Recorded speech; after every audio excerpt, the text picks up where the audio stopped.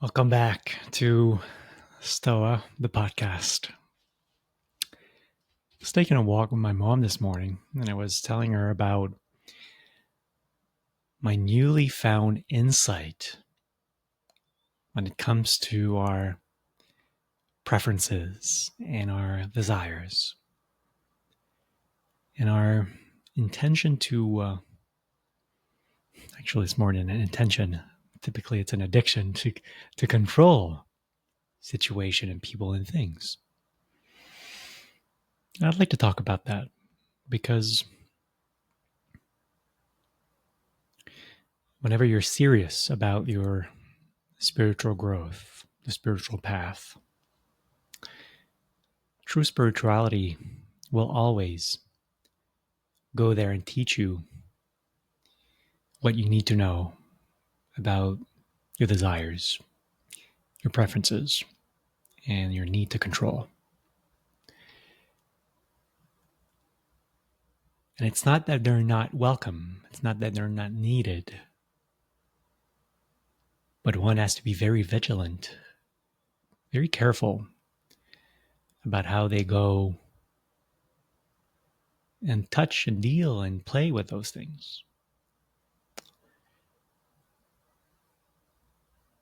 So, what's the starting point? Well, maybe the recognition that we all want things. We all want to control what should happen in a given situation, or how our kids should act, how our friends and employees and spouse and whatnot should be around us. And this, I really call it an addiction, because when you look at it from hindsight with great distance and perspective, we can certainly see that we are so much attached to this desire to control things. It's omnipresent in so many aspects of our lives.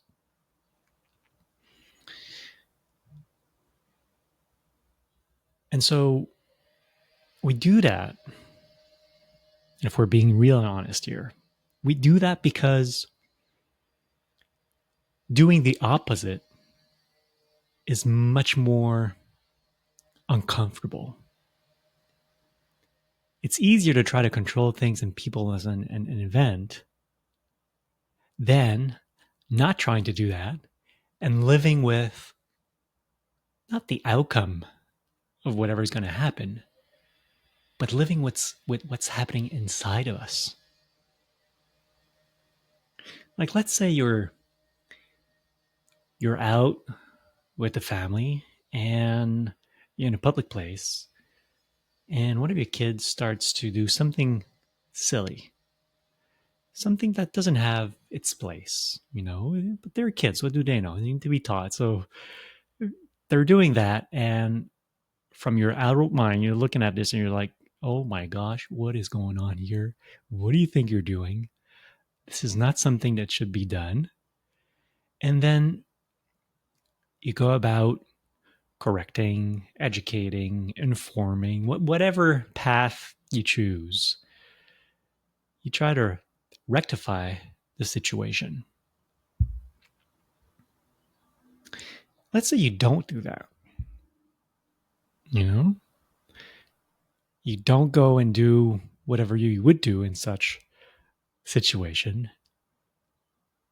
And you just sit back and observe what's going to happen and also what's going on inside. Well, you'll be amazed most of the time to see that, well, first it's going to stop. Whatever is happening is not going to keep going for a long time because everything passes. And then most interestingly, you're going to look inside and you're going to see that you go crazy over this thing. Your impulsion to touch it and to do something and to say something and to interact with the moment externally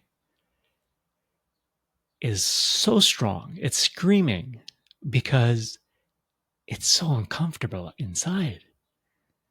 Whether it's uncomfortable because of the judgment of others, people are looking at you and you don't like that. You think you you're an extra, terrestrial person or family and you're being judged.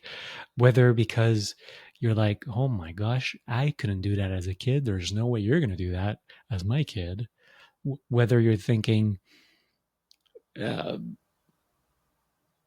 I've been corrected or worst when I was young for other things that are not as important as this one or this one in particular.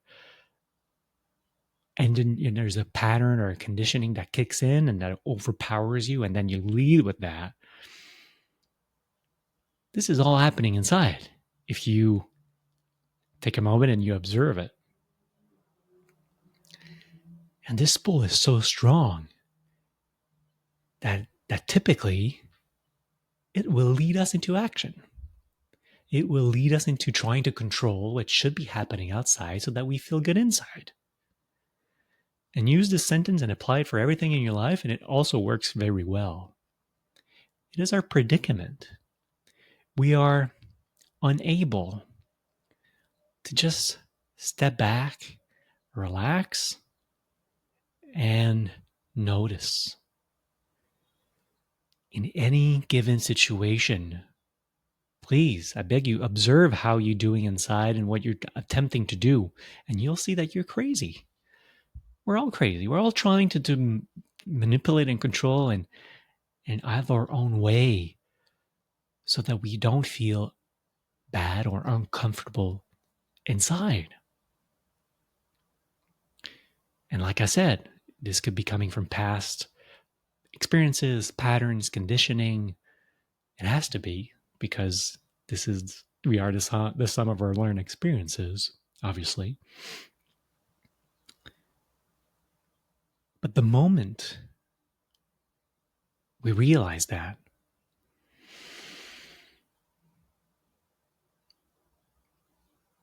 we come to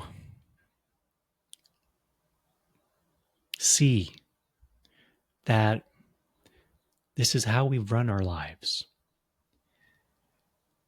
And it's tiring, isn't it? To always be trying to patch and correct and do and touch and manipulate and control so that we have our way or what we want or what we wish or what should happen, because it feels so damn good if it happens like that. And if it doesn't, if it doesn't feel good if it doesn't happen like we want to. This is tiring. This is exhausting. No kidding that people are so tired, It's not because of late hours or late snack or the Netflix that you're tired. It's because you're spending so much energy trying to control what's happening outside. It's sorry, I swear. It's unbelievable. Unfreaking believable. Let's put it this way. And I was so caught up in this for my whole life, to be honest. And I even have some relapse sometimes these days, but I'm very, very, very quick at spotting them, and it takes seconds for me to come back and get rid of it, thankfully, because I've worked with myself enough to be aware, to remain seated in my consciousness that I can see what's happening right now. And you can do that too. And I want to help you get there. But first, you got to be honest with yourself and see what it is for what it is. You are creating a mess because you're attempting to control and manipulate and have your way most of the time, if it's not all the time. This lesson came to me again lately, so strikingly that I'm going to share it here. Yeah, I'm having fun with my practice. I love it to death. Something magical is happening every time I press record. I never know what I'm going to say. I just press record and I let it rip, and typically it comes out all right, so I hear. And when I coach, it's the same thing. Something magical happens. I just have it in me, or so it seems. Yeah. Anyways, I love my practice. I love what I do. And yet, for the sake of my family and the upcoming months, I'm going to have to make a shift and do something else on the side to provide for my family. And there's nothing wrong with that. Would be a time in the past where I would have struggled with this.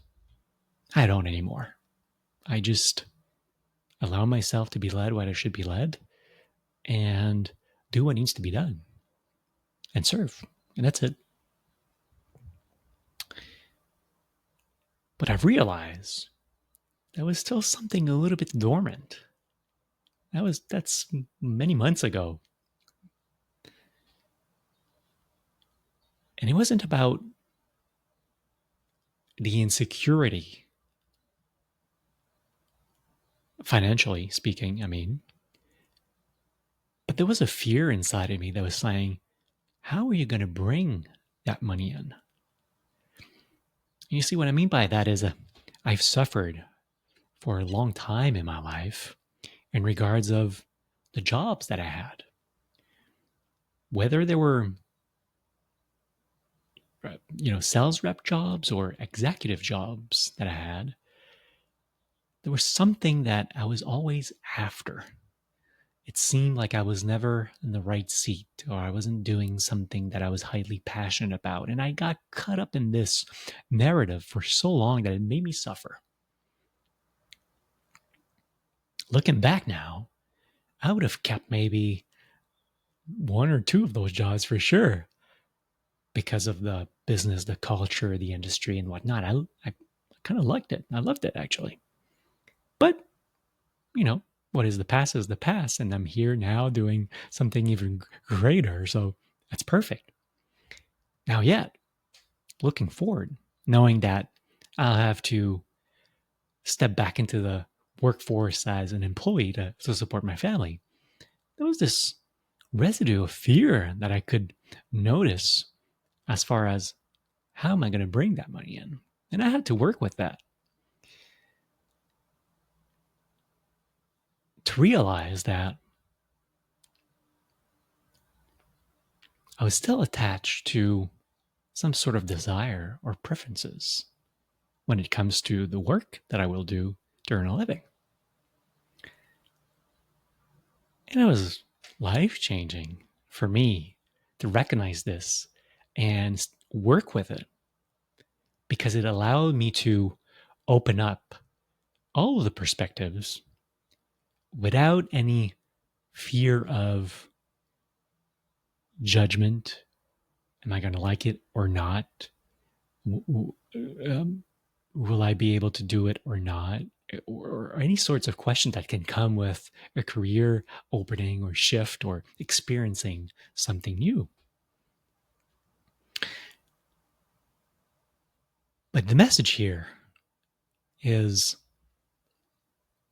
being attached to preferences or desire is what kills you, is what makes you suffer. For a long time, I misinterpreted that. Apparently in the 60s or the 70s, Ram Dass, the great spiritual teacher, friend of Michael Challen, dear friend of Michael Challen, was apparently distributing a little booklet that I have home here that I've read many, many times. It's called A Third Zen Patriarch. It's a very short Zen text, as they usually do them. Short, concise, to the point, and of great wisdom. The first line I taught or remembered was the following: their great way is not difficult for those who have no preferences.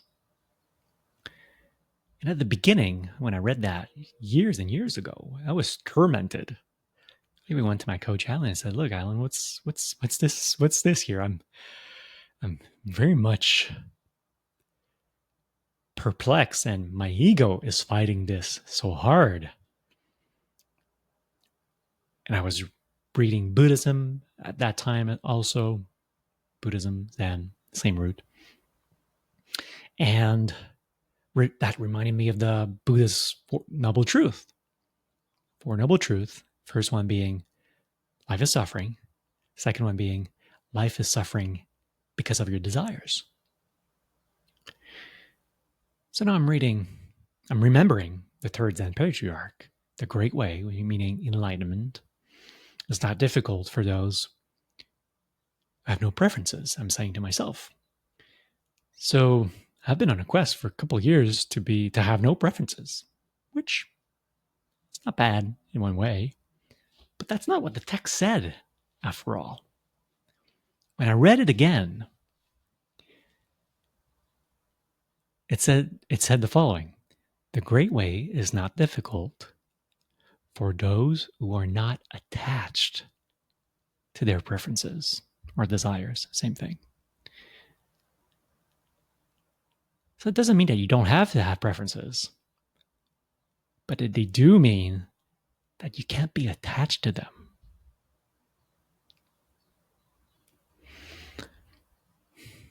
And that's a universal truth. Apply it to work, apply it to your personal life, apply it to your relationships, apply it to your family, your kids, your anything. Universal truth is universal truth. It transcends everything. And I have shivers when I say that. It is the truth. You cannot go deeper than that. It is what it is.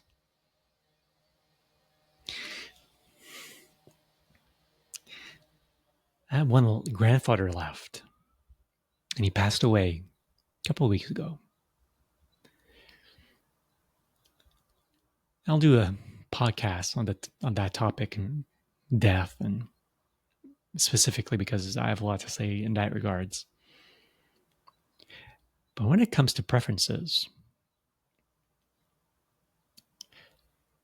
my mom shared something that connects to this idea so powerfully that I said to myself, I need to share it here.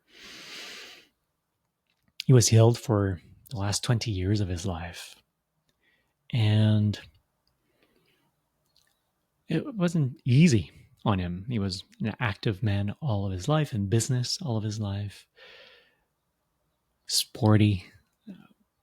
And then you get to retirement and your health trickles down, and he got imputed, cut off his arm.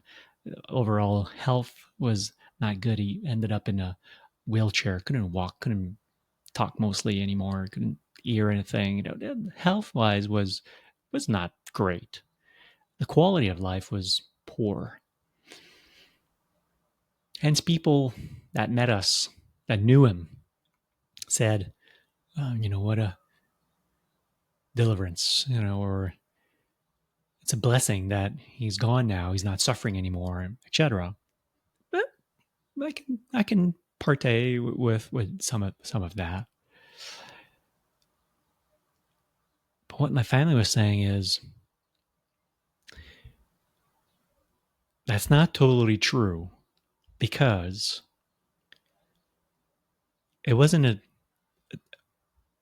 that's them speaking, not him. Obviously, I cannot ask my grandpa, he's gone, but my family saying it wasn't a deliverance for him to be gone, since he still had something to cherish and hold on to,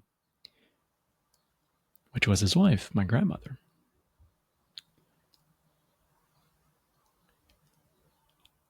And that reminded me, as beautiful as that looks, and as beautiful as this is true, if your happiness, if your peace, your inner peace, your harmony hinges on something external other than yourself, you haven't gone deep enough yet. Because it is not true. And I know, because I went that deep. It is not true that your spouse, your kids, your family members, your job, your possessions, your bank account, or whatnot will give you access to the river of joy. I want to cry as I say this. The river of joy that flows through you.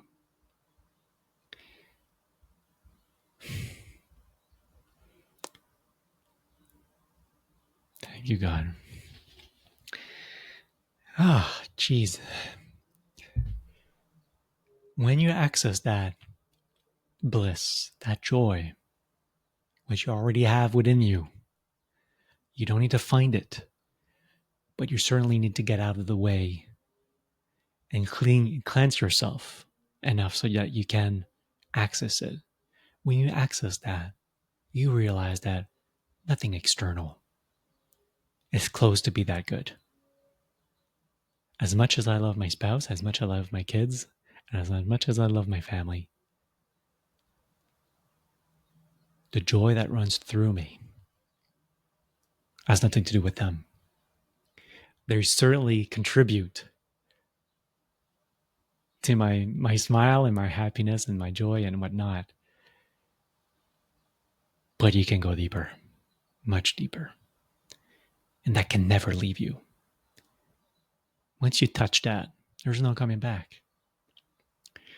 There's no more desires and preferences that you wish to cling to, that you wish to attach to, because you know better. There's no more fear. It falls naturally on its own. It still might visit you, but you know better. You don't side with it. You don't spend time with it.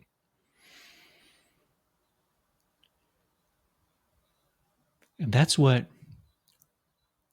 realizing that you don't have any control helps you with. It helps you to let go of your ego. It helps you to cleanse inside. It gives you the willpower to keep going, to want to go deeper, to want to be so pure, so clean, so beautiful inside that you always connect to that holy rush of energy that is there.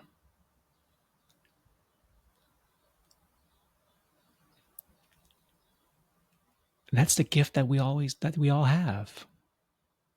It is there. It is imbued in you, in who you are. But you got to find out who that is.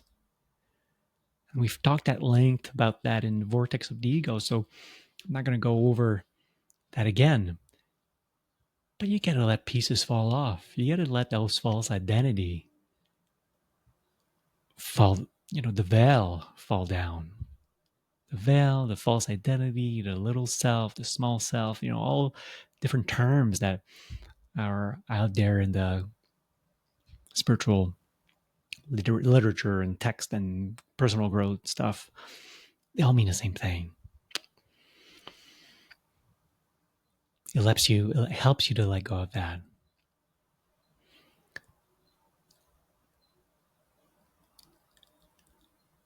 And then control becomes not something that you do because you don't control anything. That's the truth.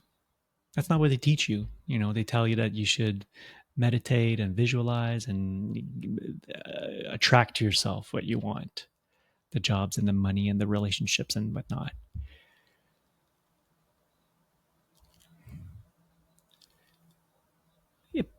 Part of it is true, but we're still in primary school when you deal with that. If you're serious about your spiritual growth, you got to go beyond that stuff. It becomes so irrelevant. It becomes so irrelevant. Who cares? What are we? We're nothing. We're a speck of dust in a universe that we cannot even comprehend. how far and how big and how deep and how infinite it is. How can we? We're brilliant. I mean, we send people to the moon for F's sake. So we're brilliant. But how can the mind comprehend infinity and beyond? Only Buzz Lightyear can do that.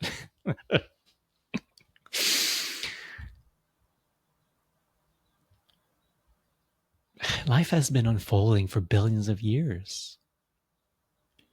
And it will continue to do that without me and without you. So what do you control? Nothing.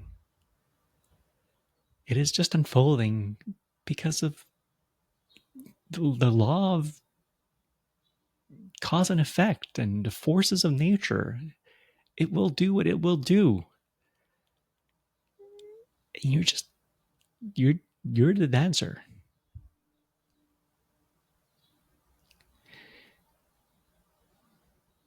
If you can start to grasp this and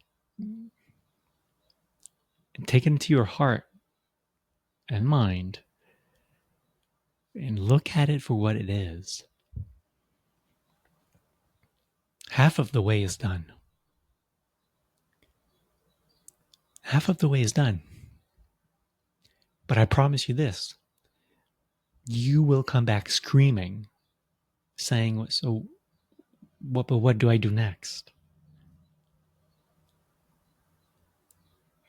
Your desire to do something about life will inevitably ask you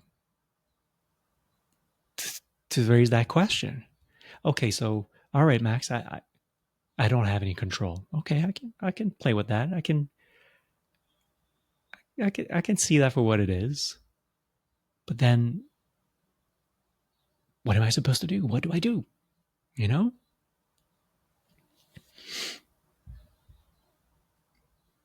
And then people will tell you, well, you got to find your ikigai. People don't know what ikigai is, first and foremost. They think it's this four circles and the intersection of the nexus point and whatnot. That's a Spanish thing. It was created by a Spanish guy, and it's nothing Japanese, and it's not ikigai. But okay, let's play with that. So, yeah, well, I'll find what I'm good at and how I can contribute to the world and how I can get paid for and what are my passions. And that's what I'll do. Or I'll use the agile concept from Jim Collins. Or I'll try to, find my passion and do what I'm passionate about, because every day of my life shouldn't be wasted if I'm not passionate about what I do. All right, so, okay, you'll play with that a little bit. And then you'll realize that your dharma doesn't have anything to do with all these things. And by the way, I'm not saying that you shouldn't do something you're passionate about. That's wonderful. But how about you're passionate about everything, and you also do something you're passionate about? Let's reverse that. Let's reverse the process. Make it so beautiful, so clean inside, that whatever you do is fine. Bonus points if you like it and you're passionate about. Bonus point if you contribute in a bigger way, the way that you envision to the world should be. But in the end, your dharma, what is being asked of you, it doesn't have to do with your career. It doesn't have to do with your passions. It doesn't have to do with the ikigai. It doesn't have to do with how you contribute to the world. As a matter of fact, yes, it does, but it does in every moment. Every moment that passes by is your dharma. Can you show up and give yourself to this moment that is presenting itself to you? It might be in your work, it might be at home, it might be in your personal life. Can you honor and respect the moment that is showing up right in front of you right this moment now, which is be here now that Ram Dass talked about all those years, Can you play with this without desires or preferences or trying to control? In the spiritual text in the great scriptures, they often use the analogy of the pond and the mirror, lake pond. You bring yourself to the edge of a pond or a lake, and it's a mirror. It's has no waves, it has no ripples. It's crystal clear. You can see your reflection so beautifully. And then to use this analogy to say that if you play with it, it's going to create ripples. Or if, say, leaves fall down, the leaves fall down in the pond, and then if suddenly it creates ripples and you don't see yourself as well. Well, are you going to put your hands in there and try to calm the water so you can see yourself again? Or are you going to wait it out? Well, that's exactly it. Of course, you're not going to put your hands in there to try to, calm the water and so you can see your reflection again. That's nonsense. It's just going to create more ripples. Well, that's what we do with our lives. Something shows up, something happens, and instead of being there, present, and doing our best with what is presenting itself before us, the tantrum from the kid, the project at work, the traffic going back home that is eternal, the person yesterday when I was walking on a bike path, or on a walking path, that bike beside us, and the lady said, "Sir, the bike path is not here; it's over there." And he said, "Fuck off, lady. Are you gonna be upset and play with that and make yourself suffer or over what a jerk said?" Basically, well, yeah, we do that. We do that with our colleagues. We do that with our families, with our kids, with our spouse. We do that with ourselves in our own mind. Gosh, we are so good at being our worst own enemy. The self narrative is explicitly good. So we're sticking our hands in the pond trying to deal with the waves. No. Back off. Sit down. Relax. Let the ripples go away. And everything comes back to its nature, to its equanimity, to the Tao. That's what the Tao is. Nature's balance. Who am I to play with nature's balance? And when I got that, I burst out crying like a baby because I understood right there and then that how audacious was I all those years, trying to control and manipulate and have my own way. I can trust God. I can trust life. I can trust the universe. I'm going to do a better job. Gee, that's that's a very beautiful ego trip right there. And I was part of it. I was right in there. I was right there. And so are you. And you don't have to be. You don't have to be, because as soon as you let things flow through you as they should, without having to touch because of your own fears and your ego and whatnot, when you do that, doesn't mean you don't do anything. But when you don't come from that space, you allow life to flow as it should. And you just flow with it. You dance with it. And you're free. My master once said that when you do that with all of the people in your life, with your work, with all the dollars you have in your bank account, with all your possessions, when you get them, when you do that, when you surround yourself that way,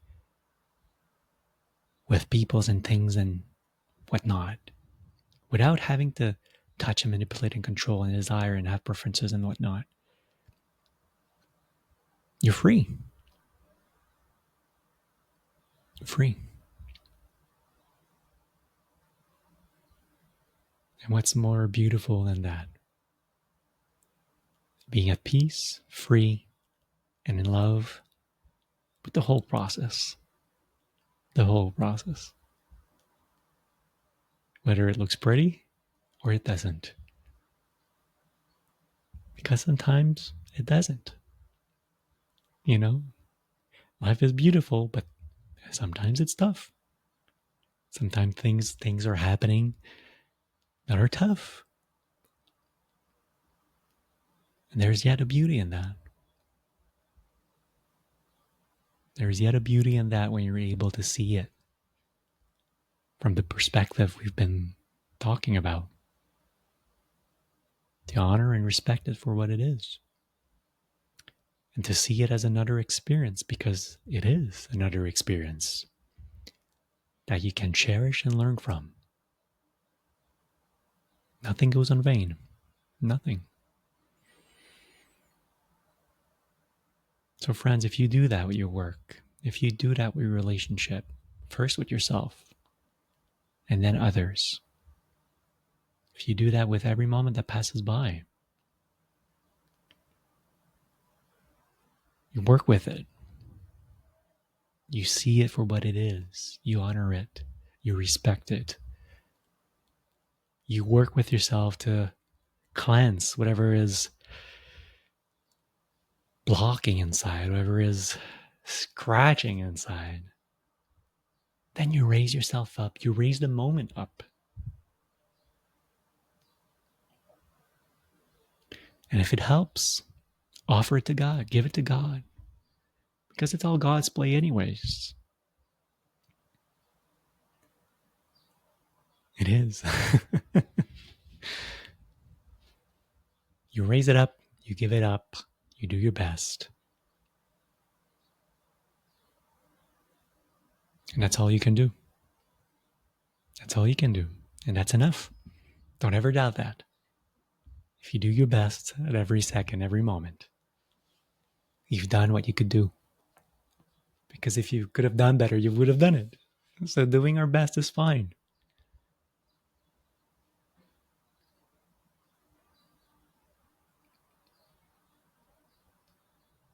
So we've started talking about control and preferences and desires and how it poisons us, really. It poisons us because we cling to what we want to see, what we want, our preferences and our desires. Doesn't mean that we don't have them, but the moment we cling, the moment we attach ourselves to them, the moment we say this or that, if that happens, will bring me joy, or will bring me happiness, or will help me out, or will make my life so much more beautiful. Or if I could get this job, this dream job, I would be so done. Everything would be perfect. Oh, if I could do this trip, I wouldn't have to travel anywhere else in my whole life. Or if I could have this house, my family would be so happy and better off. Or if I could have the backyard, the kid could play there. That would be so much beautiful than my condo.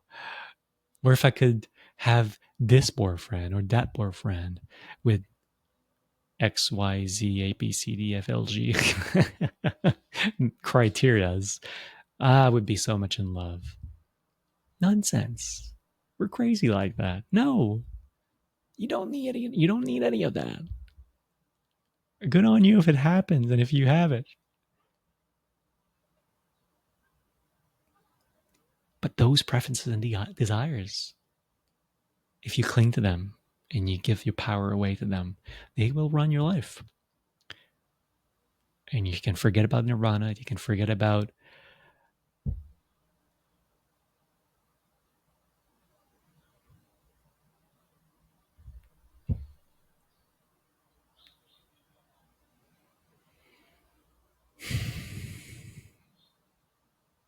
can't forget about being at ease, at peace, and in love, and in harmony with life at any given moment.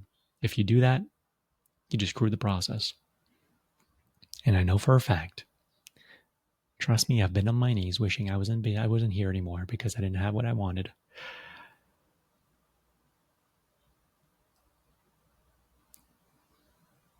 And that's not how we're meant to spend our life. Let's not become our worst own enemies. Let's be very careful about those desires and preferences.